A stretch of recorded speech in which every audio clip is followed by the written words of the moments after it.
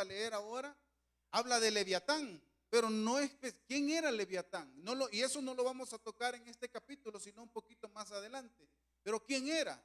¿O qué animal representaba Leviatán? Pues la Biblia no lo especifica, pero sin embargo sí existía. Y quiero darle dos principios más para interpretación bíblica, y esto viene a raíz de que en el WhatsApp ustedes están preguntando, y yo publicaba algo que decía de cuando Dios sentenció a la misma muerte con la muerte, y allá en el libro de Oseas se menciona, y un hermano me dijo, mire, ¿qué significa eso? En sí solo el versículo no significa mucho o no explica mucho, digamos. Pero hay un principio, dos principios que son muy importantes y son parecidos, que es el de contexto inmediato y el de contexto remoto. Este método de interpretación lo que me quiere decir es que el versículo que yo tengo, que me gusta, que yo lo comparto, me lo compartieron, para poder entenderlo usted se tiene que leer todo el capítulo. Si no lo entiende, sigue con el siguiente capítulo anterior o el posterior. Si no lo entiende, usted léase todos los capítulos que sean necesarios para poder entender el versículo. Y el otro, interpretación remoto, es que la explicación de ese pasaje bíblico puede estar en otro libro. Si el texto está en el Nuevo Testamento, la explicación puede que esté en un libro del Antiguo Testamento. ¿Estamos?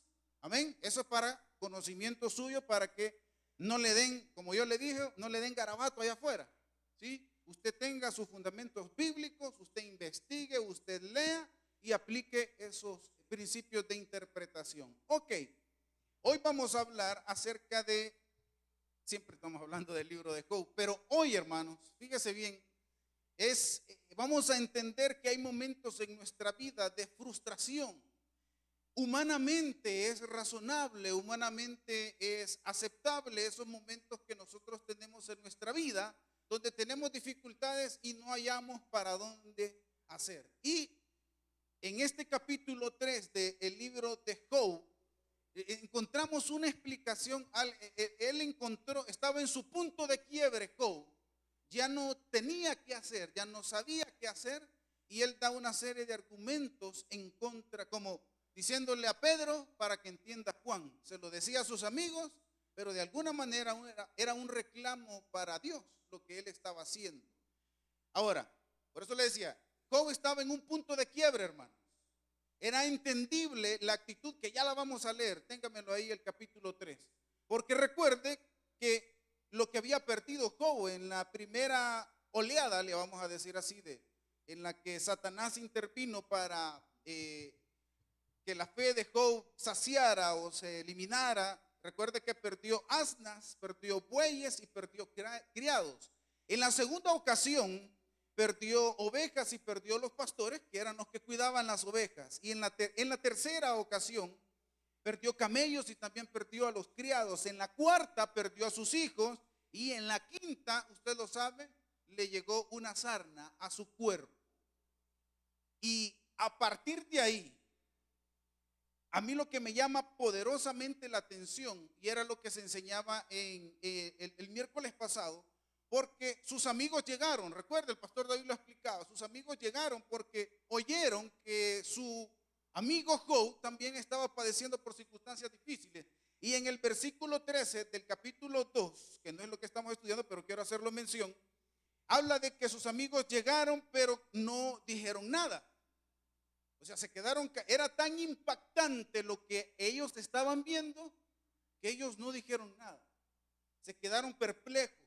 Se sentaron cerquita de él, pero no dijeron nada.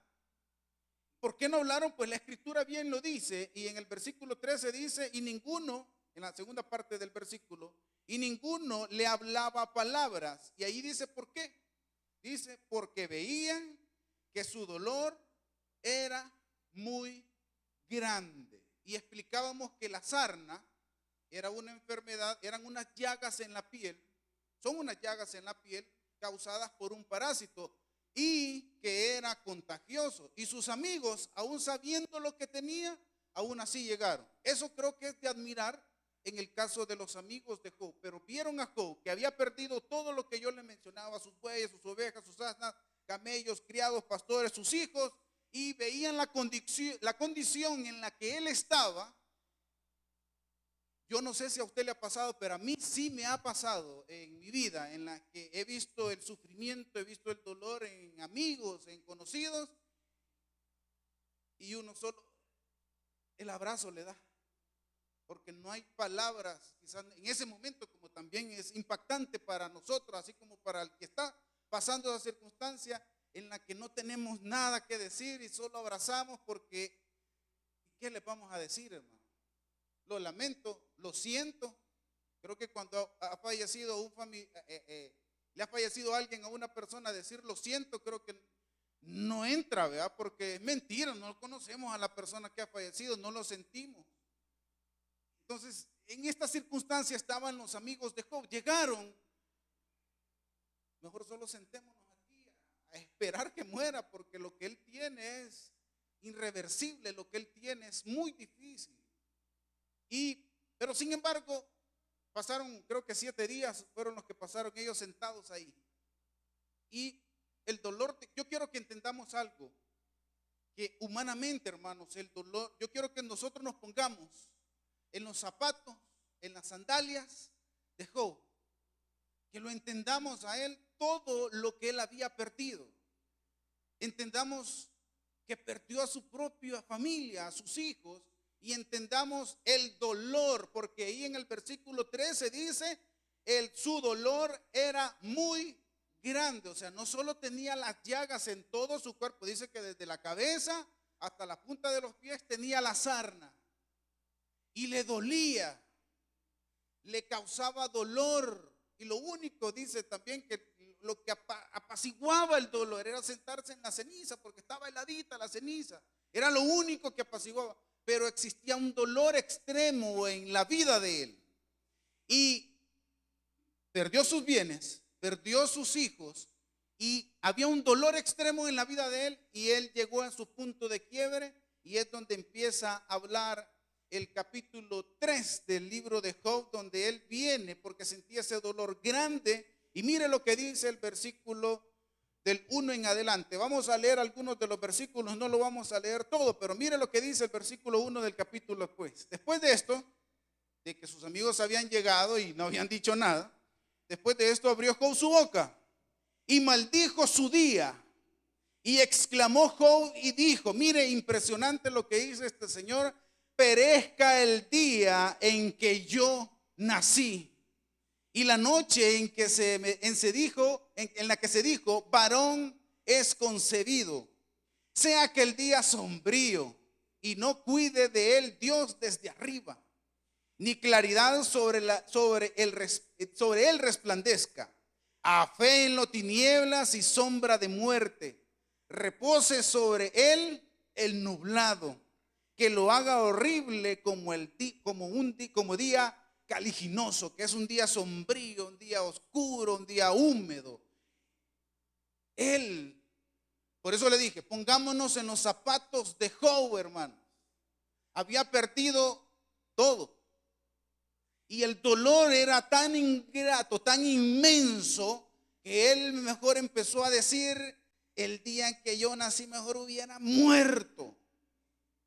Estaba sufriendo demasiado en su mente, en su corazón y físicamente. Él estaba exclamando y diciéndole, como le decía, ¿verdad? Le estaba diciendo a sus amigos, pero a quien verdaderamente era el reclamo, era para Dios. Y él viene y, vuelvo y lo repito, con toda justificación humana. Humanamente era justificable lo que él estaba sintiendo y por lo que estaba reclamando. Tenía la necesidad de expresar lo que él sentía adentro, porque ya no aguantaba el dolor. Ya no aguantaba ese sufrimiento de esas llagas, y de repente habían llegado sus amigos y no dijeron nada, porque a veces quizás Job esperaba que le dijeran algo, le trajeran algo, y no, se sentaron por 7 días, y los 7 días no dijeron nada. Y entonces viene Job, y con ese inmenso, ese gran dolor, expresa lo que dice. Y mire también lo que dice el versículo 11 del mismo capítulo 3. ¿Por qué no morí yo en la matriz o expiré al salir el vientre? Mire el versículo 13. Pues ahora estaría yo muerto y reposaría, dormiría y entonces tendría descanso. Ahí está lo que Job quería. Él lo que quería ya no estar así como estaba, y era lógico. ¿Cuántos de nosotros, teniendo nuestras dificultades, queremos que de la noche a la mañana esa angustia, esa necesidad desaparezca, hermano? Porque ya no podemos, no tenemos el dinero para cancelar esas deudas, no tenemos el dinero para comprar esa medicina. Y Job viene aquí y dice: mejor hubiera muerto en la matriz, porque así yo hubiese tenido, reposaría, dormiría y tendría descanso. Era lo que él necesitaba en ese momento, porque ya no aguantaba el dolor, ya no soportaba lo que él estaba pasando, ya no aguantaba, porque por eso le decía, en su mente, en su corazón y físicamente llegó a su punto de quiebre, como todos los que estamos aquí en alguna circunstancia o en este momento estamos pasando. Y sigue diciendo, mira el versículo 16. ¿Por qué no fui escogido como abortivo? Dice todavía, mire, como los pequeñitos que nunca vieron la luz. Versículo 24, solo estoy resaltando los más importantes. Pues antes que mi pan, viene el suspiro, viene mi suspiro, y mis gemidos corren como agua. O sea, hasta para alimentarse, dice de que antes que tomar el pan, él suspira, come, y dice, y mis gemidos corren como agua. Impresionante cómo este señor, a pesar, porque leímos lo que era una persona justa, dice la palabra del Señor, no había otro como él. Y viene este señor y dice: mejor hubiera muerto, mejor hubiera yo, al nomás salir, hubiera expirado. Para estar así como estoy ahorita, mejor hubiera muerto el día en que yo nací. Yo le digo algo: si hay una persona a través de la historia que tiene y puede hablar con toda autoridad, es este señor. Es este señor. ¿Quién más nos va a venir a hablar? Aparte de Jesús, hermano. Pero ¿quién más nos va a venir a hablar acerca del sufrimiento, del dolor que este señor? Yo siempre lo he dicho, yo cuando estaba a los muchachos del Ministerio Evangelístico Masada, cuando les decía yo, tienen que venir temprano el día domingo, les decía yo. Nunca venían temprano, pero yo se los decía, hermanos, porque yo venía temprano. Y yo se los decía, yo no voy a hacer algo que yo no haya hecho primero antes que todos ustedes. Crea autoridad. Entonces, estamos viendo un panorama de desesperación, un panorama de dificultad, un panorama de dolor. ¿Y quién más para enseñarnos que este señor? ¿Quién más? A este señor no le van a dar a tol con el dedo, porque él perdió bienes, perdió su familia y su integridad física estaba siendo atacada. Él más que todo. Pero eso sí, lo que él estaba haciendo en el capítulo 4 no es aprobado su actitud. O sea, no la aprobamos, porque yo le voy a ser bien sincero. Y no me vaya a decir que no, no levante la mano, pero ¿cuántos le hemos reclamado a Dios en alguna parte de nuestra vida por cómo nos está yendo o cómo nos fue? Y le decimos: Señor, esa explicación que todos, yo te gano almitas, yo te vengo amaneciendo con Dios, Señor, creo que es injusto lo que me está pasando. Ahora bien, y lo que yo también siempre he dicho, no le pidamos a Dios ayuda cuando quienes tienen que resolver ese problema somos nosotros mismos, porque fuimos nosotros los que nos metimos en ese problema. Amén. Cancelame mi deuda, Dios. ¿Quién sacó esa tarjeta de crédito? ¿Fue Dios o fue uno? ¿Sí? Yo les contaba esa experiencia de, me decían: no me alcanza el dinero, me decía un amigo, no me alcanza el dinero. ¿Y por qué crees que no te alcanza? ¿Y cuánto ganas? Tanto, me decía, pero yo no sé, y no me alcanza. ¿Y qué pasó? ¿Y qué pasó? Y tratando. Es que no sé, cuando le doy le doy dinero a mi hijo, me dijo, y le doy al que tengo ahorita. Ey, espérate, le digo yo. O sea que, sí, es que yo tengo un hijo con la primera novia que tuve y con la que tengo también tengo otro. Entonces, no le echemos la culpa a Dios, porque quien se metió en ese problema es uno, hermano. Uno mismo se hace bolas y uno le reclama a Dios.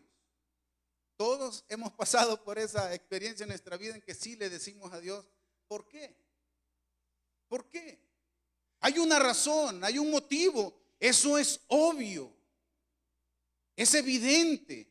El proceso en nuestra vida y el proceso en el que estuvo este señor puede ser similar o peor al que él estaba pasando. Y sí, llega un momento en nuestra vida en que no entendemos por qué Dios no nos contesta, por qué Dios se queda callado muchísimas veces.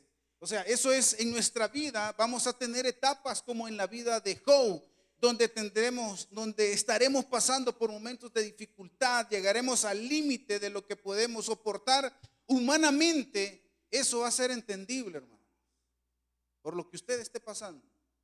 Nosotros quizás podamos sentir empatía por lo que usted está sintiendo. Es difícil lo que muchísimos de ustedes están pasando ahora o pasaron en su vida. Pero la actitud que tomó Job fue la equivocada. Porque dígame si el reclamo que usted le hizo a Dios tuvo alguna clase de resultado. La respuesta es no. Porque yo sí, y mire, y cuando a veces llegan consejerías como esta, mire, le digo yo, o yo lo digo a veces en la oración, nosotros pensamos que Dios va a solucionar nuestro problema como le ayudó a fulano de tal, como le ayudó a mi papá, como le ayudó a mi vecino, así va a ser. Entonces solo vemos una posibilidad de cómo Dios nos va a ayudar. Y viene Dios y aquí tiene, mire, como 1000 posibilidades de cómo Dios, cómo Él nos va a solucionar los problemas. El problema que nosotros tenemos en nuestra vida, hermanos, es de que nuestra mente es limitada. Y la mente de Dios es sobrenatural, hermano. Él puede abrir puertas en donde usted y yo ya nos dijeron que no hay solución, pero Él sí tiene la capacidad. Él tiene la respuesta a esos problemas. El problema es que nosotros, y aquí es donde vienen algunas de las recomendaciones. ¿Quiere que le dé una recomendación para esas circunstancias que usted tiene en su vida difíciles? No haga nada. No haga nada. No haga nada. Como decía nuestro pastor fundador, si no hay, ¿qué decía? Eso, cabal. Si no hay, no como. Él lo decía con otras palabras, pero él era bien elocuente en decirlo. Si no hay, hermanos, ¿y qué vamos a hacer? Si no hagamos nada. Ahora, con eso de no hagamos nada, lo que yo quiero dar a entender es que no es que usted se va a sentar y, bueno, él dijo que yo estoy buscando trabajo, pero como me recomendaron no hacer nada, yo aquí voy a estar sentado.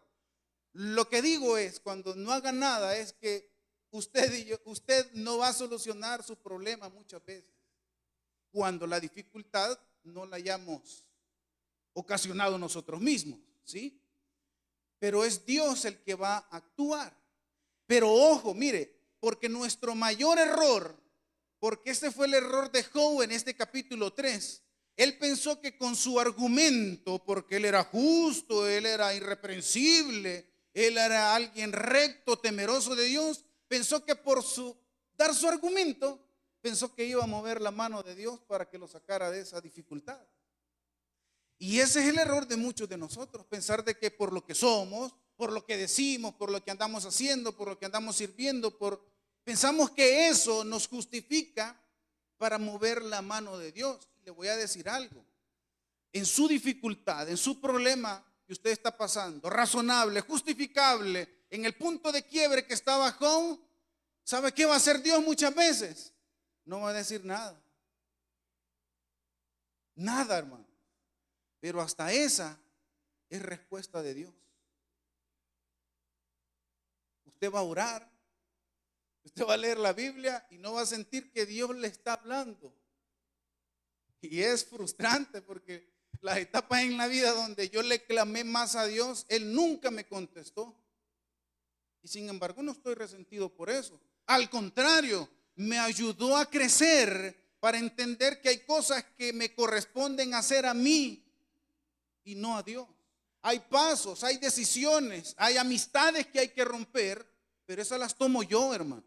Esas las toma usted, no las toma Dios. Y Él no va a decir nada porque nos corresponde a nosotros.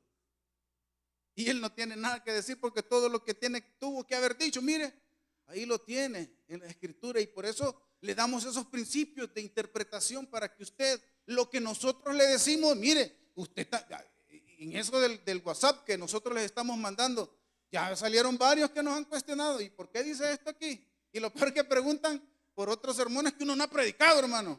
Pero está bien, nos están preguntando, nos están cuestionando, pero la idea es que usted agarre su Biblia, empiece a leer y quiero ver si es cierto lo que estos que se paran ahí es lo que está diciendo. Y ahí, en ese profundizar de la palabra de Dios, es donde nosotros vamos a encontrar ese fortalecimiento en ejemplos como los que estamos viendo de Job, en ejemplos donde humanamente ya no podemos, ni nosotros, ni nuestra familia, como también fue el caso de Job, donde la propia esposa, quien se supone era la ayuda idónea, quien se supone era la que iba a estar, también le dijo, mira, mejor morite, y maldecía a Dios. Y de ella no se menciona. No sabemos si al final con la que tuvo hijos era la misma, probablemente, pero la Biblia no especifica porque el objetivo, como yo le dije, no es ese. Pero encontramos esas impases, esas circunstancias. Y Job en ese capítulo 3 menciona difícilmente que mejor hubiera muerto. Pero me llama también la atención que en el capítulo 4, en sus primeros versículos, ya sus amigos hablan. ¿Se acuerda que se quedaron callados por lo impactado que estaba la situación de Job? Y ahora viene Elifaz y abre su boca, uno de los amigos de Job, que pasa de modo tranquilo, que pasa de modo callado a un modo defensivo.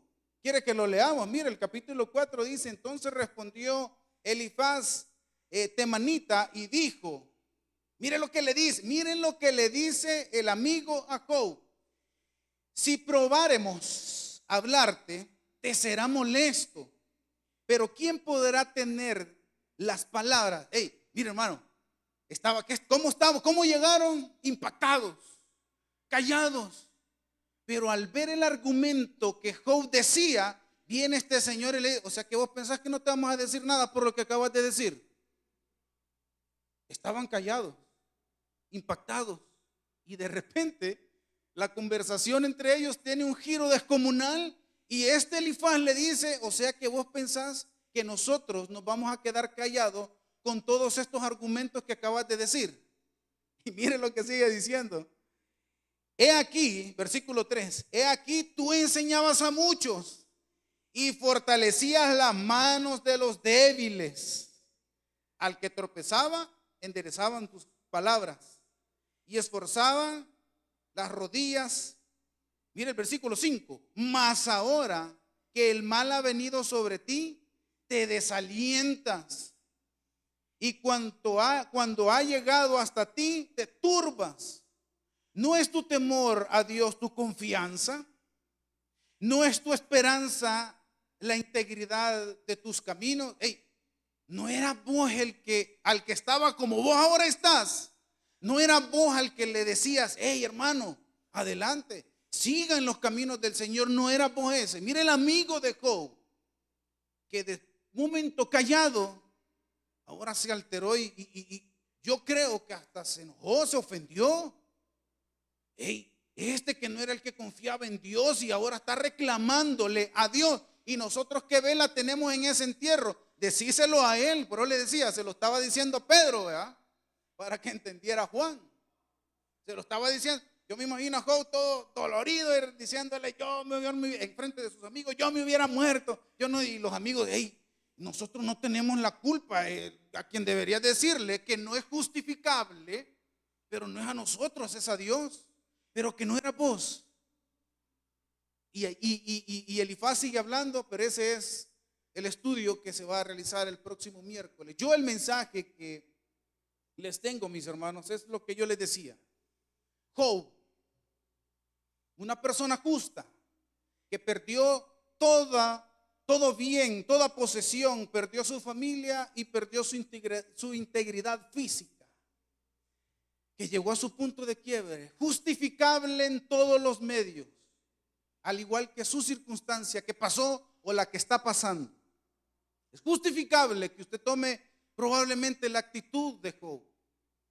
Sin embargo, la actitud que deberíamos de tomar es meditar y dejarnos entrar en ese proceso, porque el proceso va a tener un fin. ¿Se acuerda de la historia de José el soñador que yo le contaba? 13 años, hermano. Desde que Dios le dio el sueño hasta que el sueño se cumplió. 13 años. Pero si él no hubiese pasado por forjar su carácter, forjar su vida, él no hubiera sabido cómo administrar un reino. Si él no hubiese sabido administrar la casa de Potifar y no hubiese sabido administrar la cárcel donde a él lo metieron, si él no pudo en lo poco, ¿cómo iba a poder en lo mucho? Tuvo que pasar el proceso. Era necesario el proceso. Pero esa respuesta de nuestro proceso no la va a encontrar allá afuera. No la va a encontrar en médicos, que respetamos la opinión de ellos, claro que sí, pero no la va a encontrar fuera de los caminos de Dios. La va a encontrar en Dios mismo.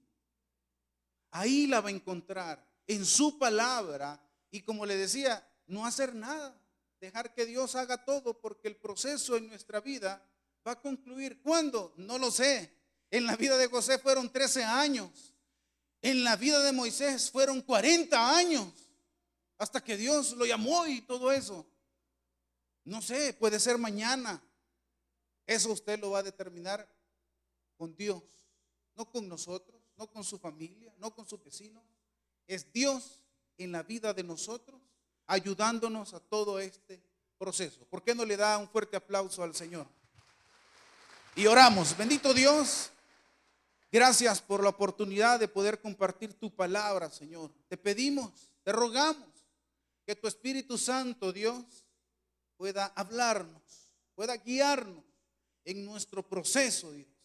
En este proceso que quizás no tenemos salida, no encontramos salida y estamos desesperados. Pero tú, Dios, tú sabes lo mejor.